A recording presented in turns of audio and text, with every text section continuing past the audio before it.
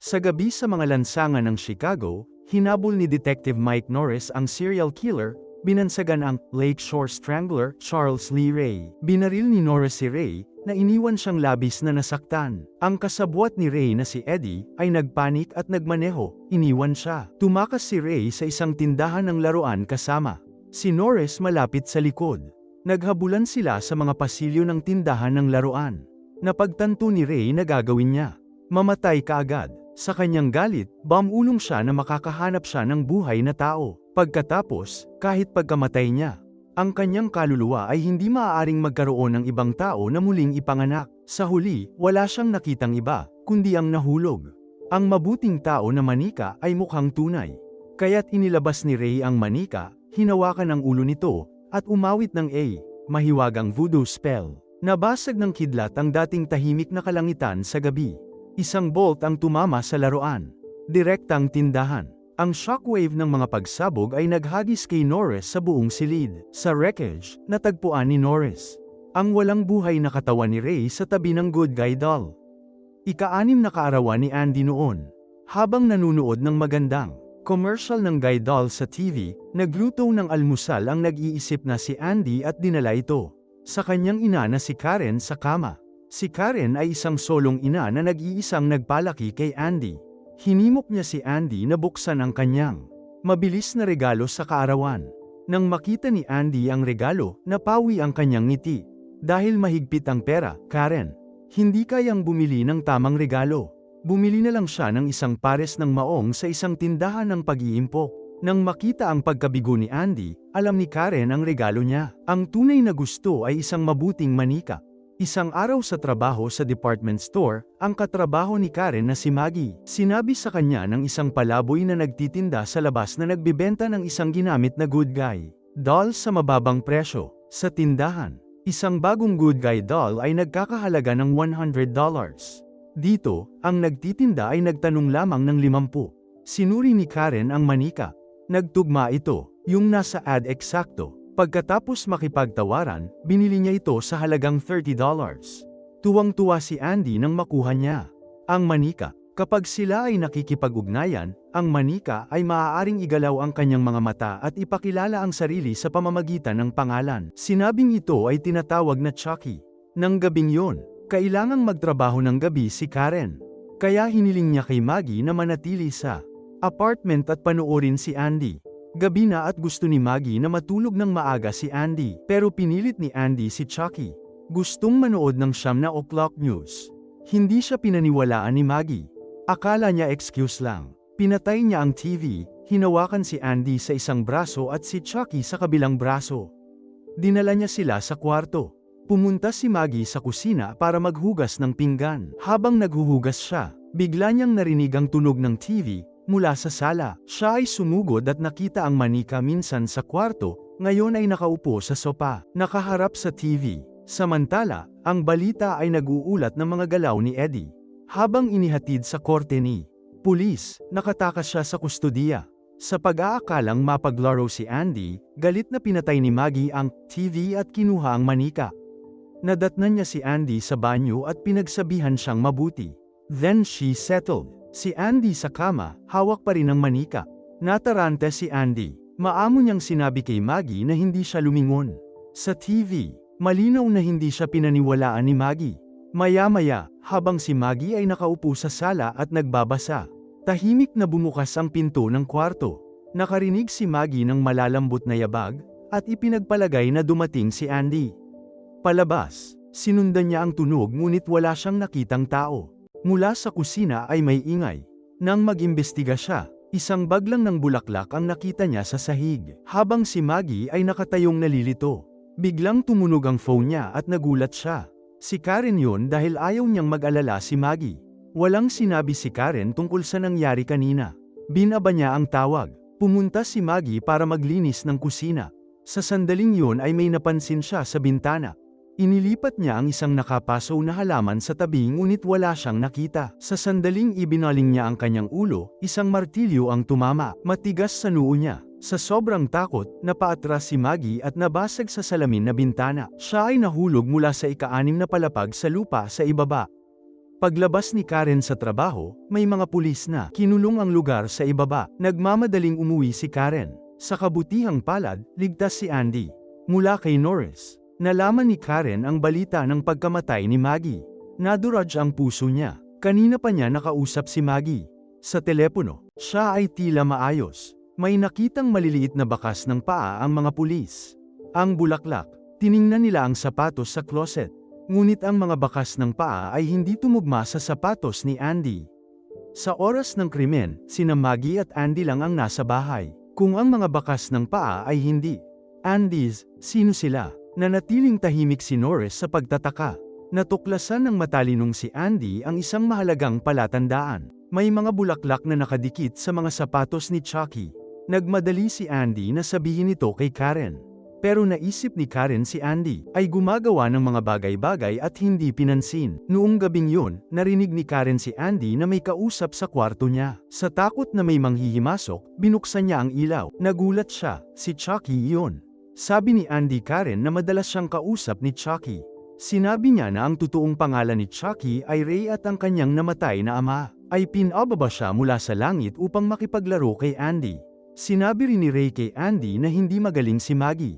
Tao at gusto. Sa huli ay nahaharap sa kaparusahan. Nang makitang kakaiba si Andy at nakikipag-usap sa isang manika, nagulat si Karen. Iginiit ni Andy na buhay si Chucky. Hindi siya pinaniwalaan ni Karen. Akala niya ito na mga kwento lamang ng kanyang anak at natakot na siya ay nahumaling sa manika. Hawak si Chucky, sabi ni Karen, plastik lang at palaman laruan lang, hindi totoong tao. Alam ng sensitibong si Andy kung gaano kalungkot ang kanyang ina sa pagkamatay ni Maggie. Wala na siyang sinabi pa. At sa halip ay nangako kay Karen na hindi na siya magkukwento. Kinabukasan, sa ilalim ni Chucky, impluwensya, lumaktaw si Andy sa paaralan. Sumakay ng tren ang dalawa, tila patungo sa isang mahalagang lugar. Habang nasa daan, paminsan-minsan ay bumubulong si Chucky sa tenga ni Andy. Maya-maya, dumating sila malapit sa isang abandonadong sirang bahay. Hideout pala ni Eddie. Habang si Andy ay pumunta sa Tinkle, si Chucky tahimik na dumulas sa kusina. Binuksan niya ang gas at iniwan itong umaandar. Nakarinig ng kakaibang ingay. Akala ni Eddie ay nahanap na siya ng mga pulis. Nagmamadali siyang pumunta sa kusina, at walang pag-aalinlangan. Nagpaputok ng kanyang baril. Ang putok ay nag-apoy ng gas, na naging sanhi ng pagsabog ng buong bahay. Agad na pinatay si Eddie. Iyon ang kabayaran sa pagtataksil kay Ray. Ipinatawag si Karen sa himpilan ng pulisya matapos malaman yun. Si Andy ay nasa pinangyarihan ng pagsabog. Siya ay nasa bingit ng isang breakdown. Sinabi ni Andy sa lahat, na ginawa ni Chucky ang lahat. Nakiusap siya kay Chucky na aminin ang katotohanan sa harap ng lahat. Ngunit si Chucky ay nanatiling tahimik, bigo.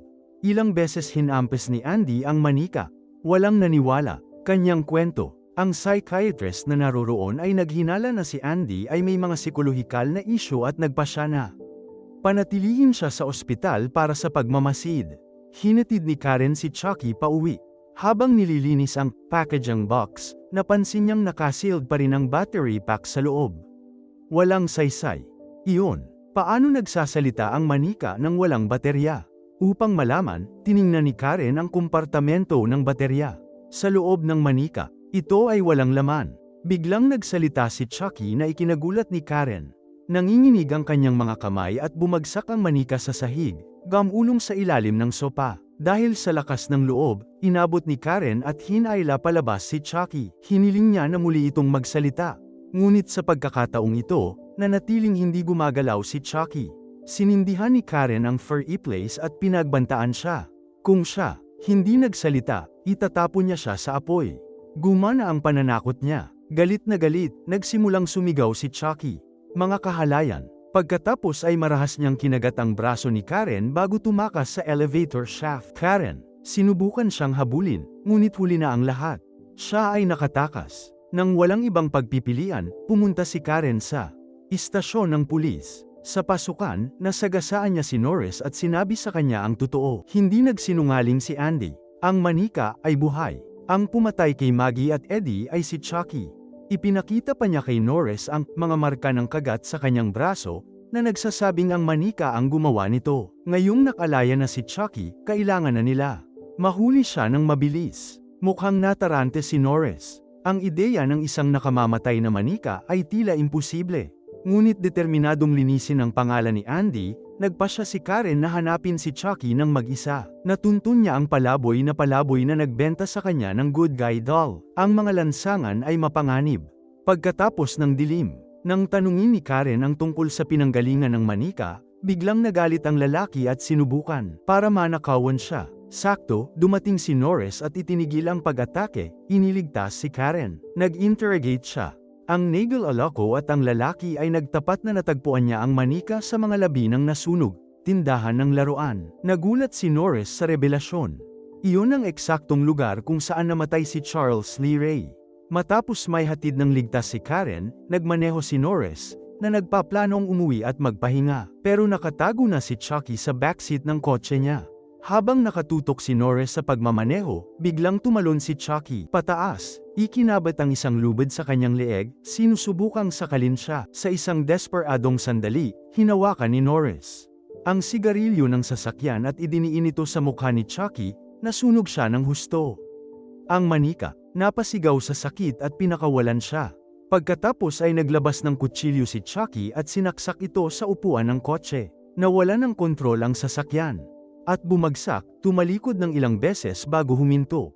Nasugatan si Norris, ngunit nakayanan niya upang kunin ang kanyang baril at barilin si Chucky. Tinamaan siya sa katawan, nasugatan ng bala si Chucky, at gumuhit pa ng dugo, sumisigaw sa sakit. Tumakbo si Chucky sa gabi. Samantala, nakarating na si Chucky sa kinaroroonan ni John una. Hiniling niyang malaman kung bakit siya dumudugo at nakaramdam ng sakit, at pinilit niya si John na turuan siya paano maging tao muli. Si John ay natakot at tumangging tumulong. Mariin niyang binalaan si Chucky niyan. Habang tumatagal siya sa katawan ng manika, mas magiging tao siya. Galit na galit, hinayla palabas si Chucky, isang voodoo doll na kamukha ni John. Sinimulan niya itong pahirapan, pinitik ang mga braso at binti nito, at ang mga paa ni John ay nabali sa parehong paraan, na nag-iwan sa kanya ng pagsigaw at paghihirap. Nasugatan si John. Sa wakas ay sumuko na siya. Isiniwalat niya ang katotohanan. Ang tanging paraan para mailipat ni Chucky ang kanyang kaluluwa ay sa unang taong ipinakilala niya ang kanyang sarili. Andy. Matapos makuha ang sagot, malamig na sinaksak ni Chucky ang voodoo manika, agad na pinatay si John, pagkatapos ay nagmadaling umalis upang hanapin si Andy. Nang dumating sina Karen at Norris, natagpuan nila si Juan na halos buhay na buhay, nakahiga sa isang pool ng dugo. Sa kanyang huling hininga, binalaan sila ni John na nagplano si Chucky na magsagawa ng ritual ng paglipat ng kaluluwa kay Andy. Sinabi rin niya sa kanila ang tanging paraan para patayin si Chucky ay upang sirain ang kanyang puso na unti-unting nagiging tao. Sa sandaling yon, nasa kanya na si Chucky. Daan patungo sa psychiatric hospital, kung saan nakakulong si Andy. Sa loob ng kwarto niya, nakita ni Andy si Chucky na umaakyat patungo sa bintana. Sa gulat, mabilis na sinubukang humanap ng paraan palabas. Nang walang nakamasid, nadulas si Andy palabas ng kwarto niya. Ngunit sa pasilyo, naabutan niya si Dr. Ardmore, ang doktor na namamahala, na takot na takot. Sumigaw si Andy na darating si Chucky, ngunit naisip ng doktor na nagkakaroon siya ng isa pang episode at sinubukan para pakalmehin siya. Maya-maya lang ay sumulpot si Chucky at sinaksak ng malakas sa binti ang doktor. Pagkatapos ay kinaladkad niya si Ardmore sa isang silid ng therapy at binuksan ng isang electroshock device. Nakuryente ang doktor hanggang sa mamatay. Sa gitna ng kaguluhan, nakatakas si Andy sa ospital. Kilala niya si Chucky. Hindi siya tumigil, kaya tumakbo siya pauwi sa abot ng kanyang makakaya, umaasang makapagtago. Ilang sandali pa, sina Karen at Norris dumating sa ospital at nalaman na si Dr. Ardmore ay patay na, at si Andy ay nawala. Karen. Agad na napagtanto ni Andy na maaaring umuwi na si Andy, kaya nagmadali sila ni Norris sa kanyang apartment. Oo naman. Nakauwi na si Andy. Nilock niya ang pinto sa harap at nagtago sa aparador ng kwarto. Nanginginig sa takot.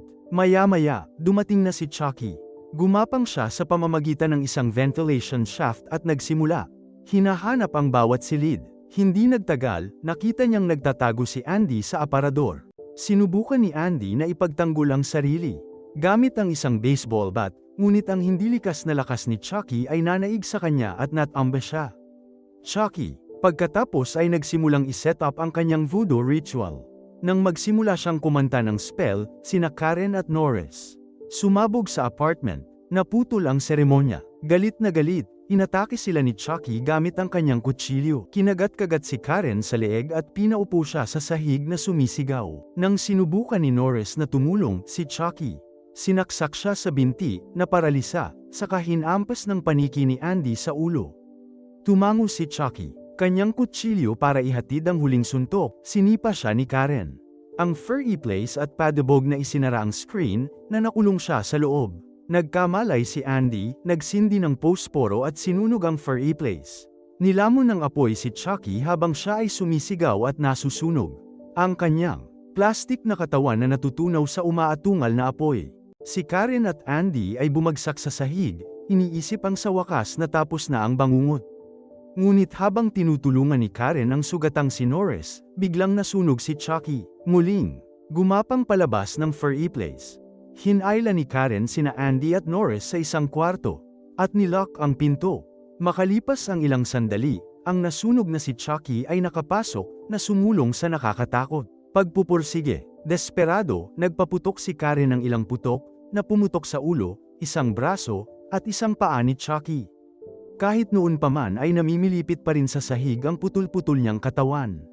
Sa sandaling yon, ang kasosyo ni Norris, Jack Santos, dumating bilang backup. Natigilan siya nang makita ang mga parte ng manika na nakakalat kung saan-saan. Sa wakas, patay na talaga ang killer doll. At kahit na nanginginig, ligtas na sa wakas sina Karen at Andy.